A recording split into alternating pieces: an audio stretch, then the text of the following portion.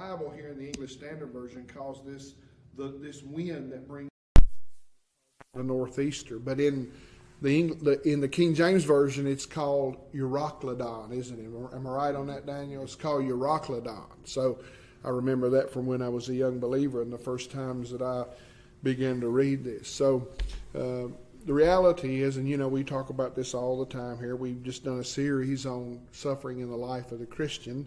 But the reality is that we find ourselves in some storms in life, don't we? We find ourselves in personal storms where tempests blow and rage in our own personal lives. It may be things to do with our family. It may be things to do with our finances. It may be things to do with our health.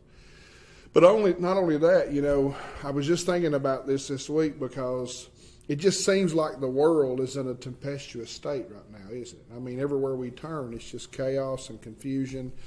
The world is full of fear. You heard me say that the Sunday that John MacArthur's church went back to church and actually officially began to have church again, one of the things he said in explaining why they were, committing themselves to going back to church is that he said they, I guess being the leaders or the culture or whoever, he said they fill the world with fear.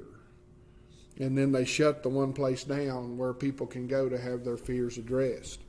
We're living in, I think we're living in strange times. We're living in tempestuous times. The things that happened this week in our capital have really, taken everybody aback, and there's been some surprise and shock at that. I don't know why there would be, but there has been some surprise and shock at that. And then this virus thing, it's got people all fearful and anxious, and people are confused, and all you had to do was listen around as the year came to an end, how that everybody was saying good riddance to 2020, and they're all hoping that the